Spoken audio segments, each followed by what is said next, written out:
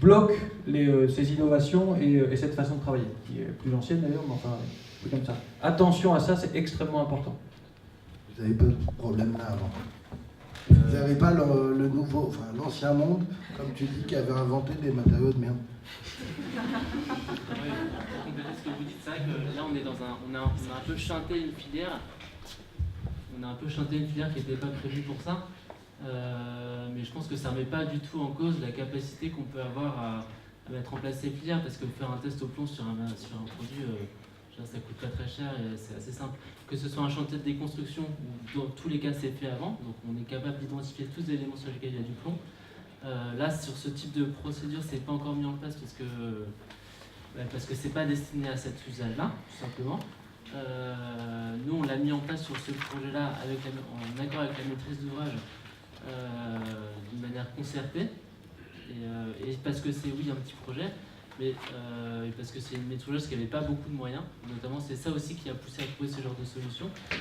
Mais sur un chantier plus important, je pense que la question elle est pas triviale, mais bien sûr qu'elle est en tout cas, enfin on ne peut pas ne pas la chanter, mais en tout cas elle est très facile à résoudre. Elle est très facile à résoudre, puisqu'il existe des diagnostics pollution qui sont faits avant travaux et qui sont obligatoires. Du coup, normalement, on peut le savoir. Là, le problème était de capter à partir de l'artisanat qui va sur un réseau très diffus. Et oui, mais de le capter via ce réseau qui est très diffus et qui sont en fin de compte des personnes qui travaillent des particuliers. Là, l'autre truc, c'est que là, il faut faire appel à votre bon sens et du coup de connaître en fin de compte les types de fenêtres à peu près en fonction de leurs époques. Et du coup, dès qu'on voit qu'elles commencent à être un peu vieilles, du coup qu'elles vont peut-être pu subir plusieurs coups de peinture, mettre sur un petit angle un petit coup de grattage et commencer à voir que s'il y a 4, 5, 6 couches de peinture, on est quasiment sûr qu'il y a eu la période plomb qui est passée dessus. Et du coup, on l'arrête tout de suite.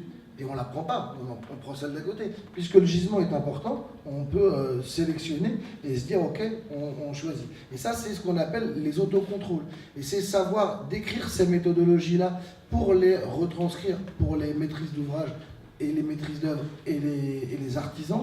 Et ça, c'est le boulot qu'on est en train de mener. Et c'est hyper important. C'est ce qui sera après expliqué dans toutes les plateformes de réemploi, puisque du coup, c'est une recherche publique qui a été financée par l'ADEME. Et actuellement, le Bellastock, normalement, devrait sortir avec un chiffre d'affaires de 0 € en 2018, puisque les associations, et que du coup, on n'est pas sûr de finir l'année, mais on va y arriver, mais on va développer ça. Et après, on vendra des prestations, plein de prestations sur notre savoir-faire, puisque ça, c'est ce qu'on aura, nous, acquis. Et on pourra participer à développer toutes les autres plateformes Internet, puisqu'on aura écrit toutes ces méthodologies-là. D'ailleurs, vous avez remarqué que Julie s'est poussé la moustache. C'était Julie de Bellastock qui était censée venir et qui a été remplacée par Baptiste. Julie qui avait participé notamment au... Je suis désolé, non, il est plus très propre, mais c'est sûr que je l'ai bien lu. Frein et levier au réemploi des matériaux de construction. Donc Bellastock a participé, mais Emmanuel, vous en faisiez partie aussi, sur la partie plus travaux publics.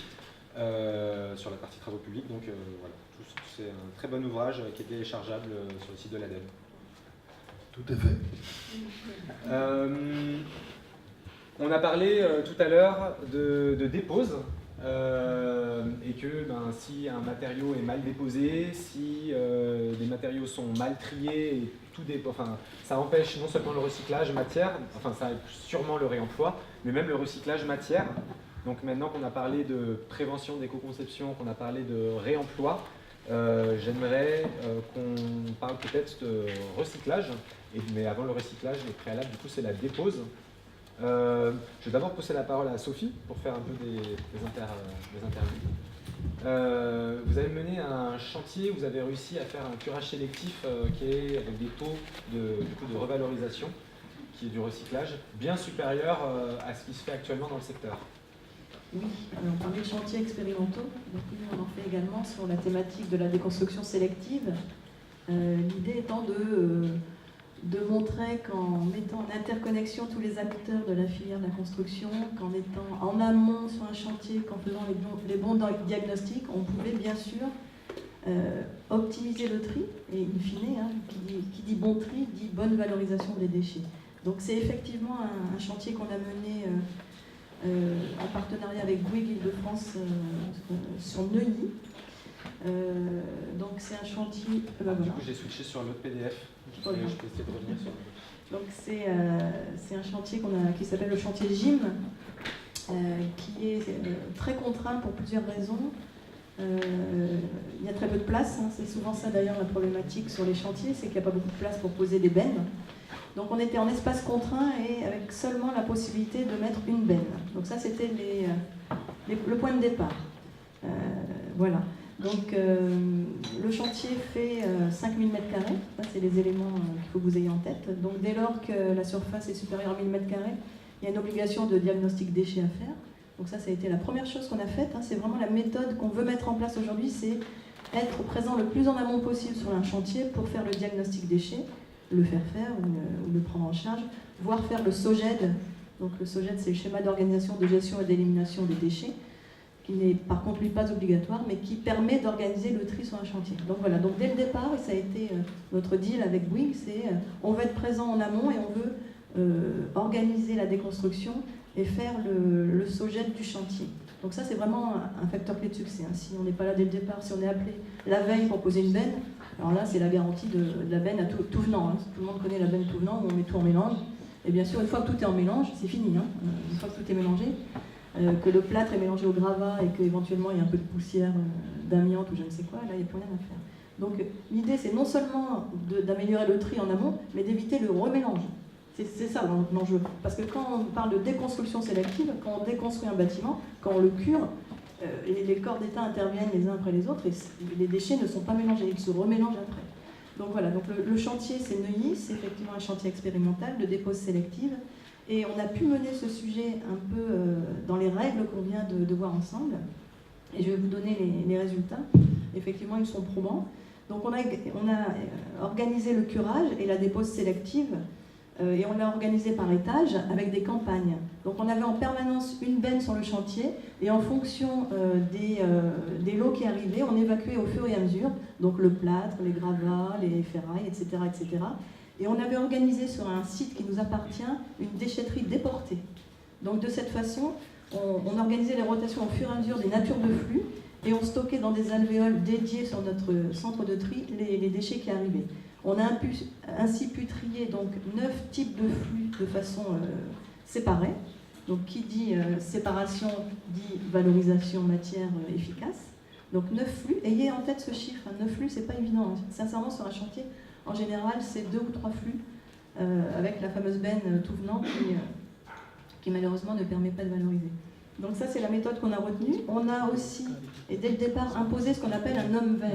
Alors je ne sais pas si la théorie de l'homme vert parle à tout le monde. C'est quoi un homme vert? C'est quelqu'un qui est là sur le chantier et qui organise et qui vérifie que ce qui est amené à la benne correspond à ce qui est prévu. Non, c'est pas cette Hélène.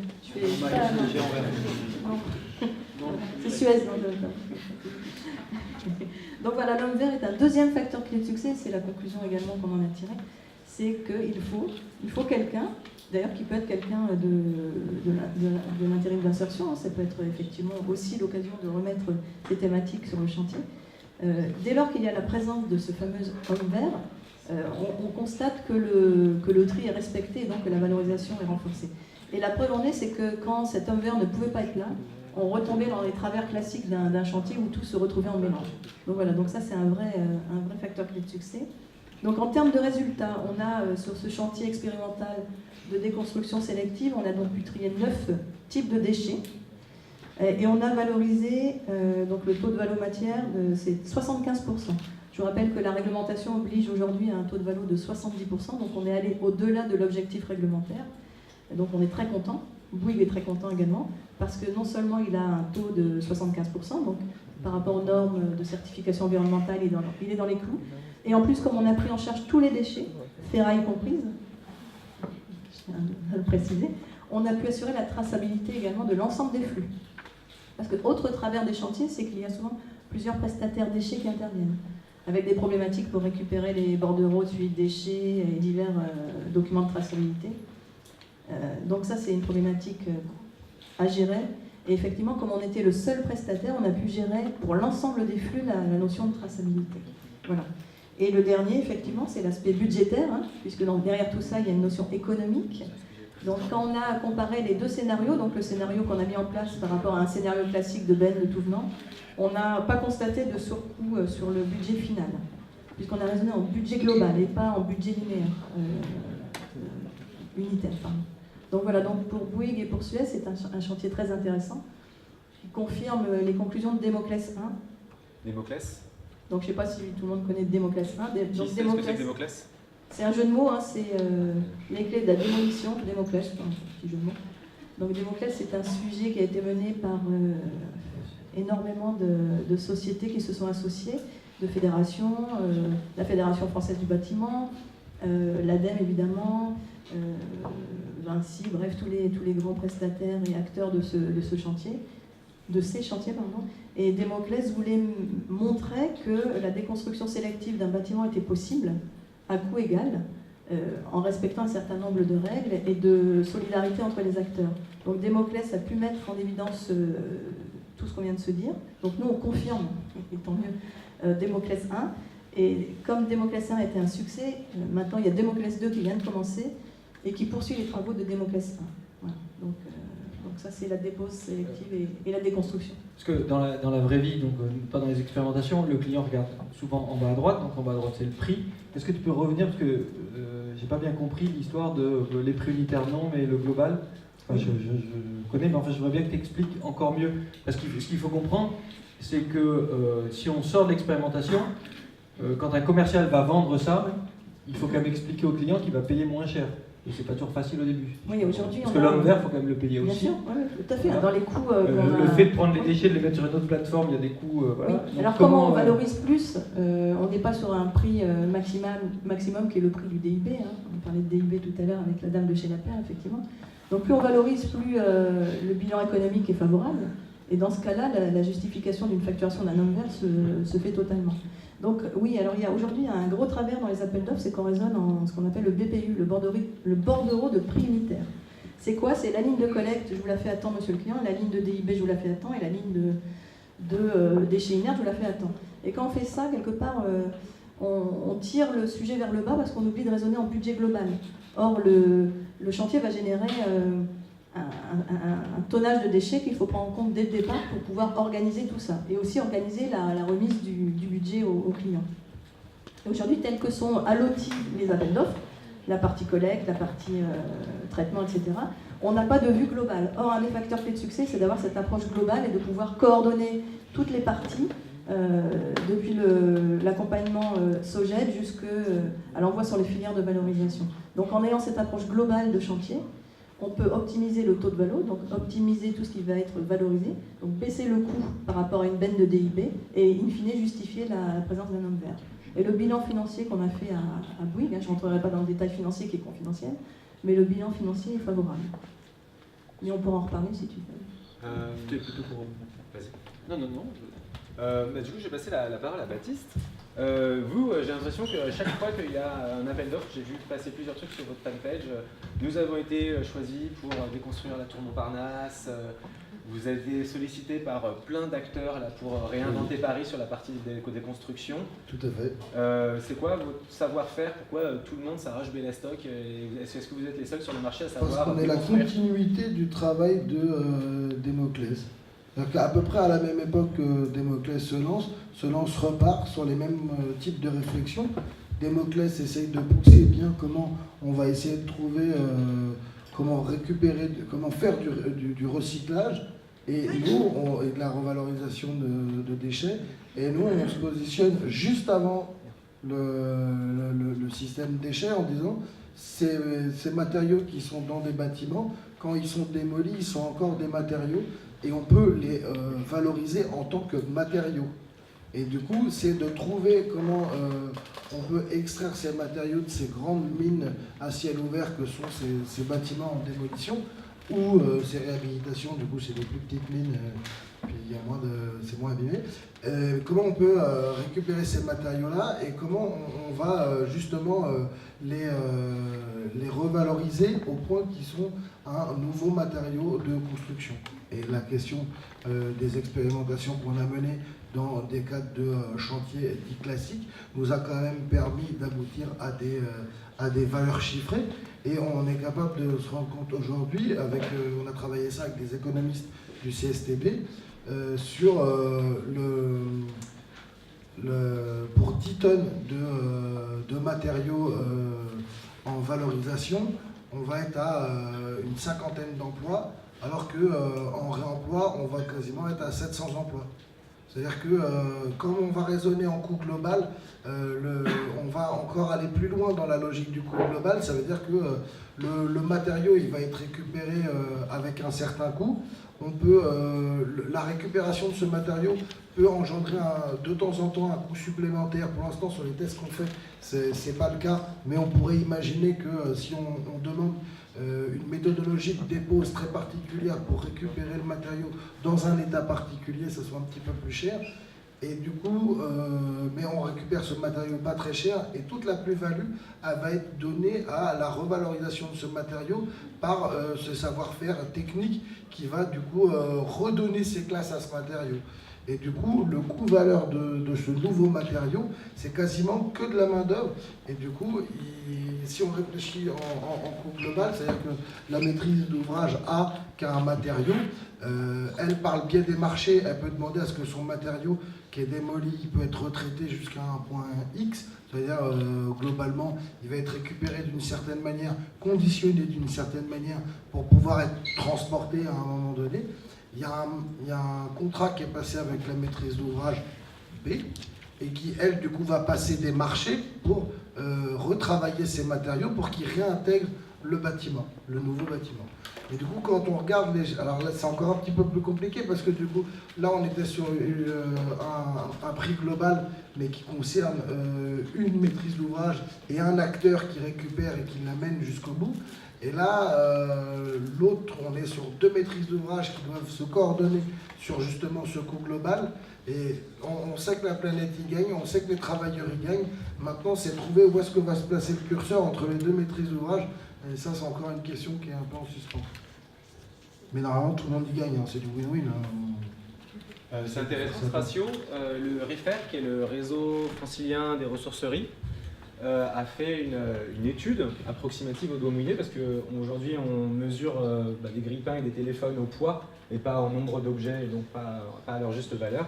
Mais ils estiment que pour 10 000 tonnes de déchets, le réemploi fournit 800 emplois alors que l'enfouissement en fournit 1 à 5. Donc il y a un ratio, respecter la pyramide de priorisation des déchets, c'est aussi insérer plus d'emplois, beaucoup plus d'emplois. Voilà, je ne sais plus pourquoi je disais ça, mais je te laisse continuer. Ok. Bon, bah voilà. Est-ce que certains d'entre vous ont des questions dans la salle? Non? Ah, si, une question là-bas. Je ne vais pas te lancer le micro.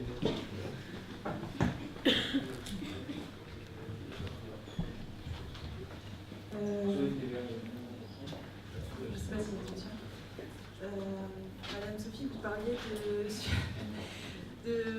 sur un chantier de 75% de revalorisation de déchets. Valorisation, oui. Voilà, et en fait c'était une revalorisation in situ, c'est-à-dire est-ce que ces déchets ont été réemployés ou alors c'était juste la déconstruction pure et simple et il n'y a pas eu de... Non, en fait, donc c'était bien les déchets. On n'était pas sur des notions de réemploi, on était sur des notions de déchets à évacuer. Donc on les emmenait sur notre centre de tri. Là, ils étaient massifiés dans des alvéoles dédiées. Et après, dès lors qu'on avait suffisamment de volume, on les envoyait sur les filières aval de recyclage. Donc le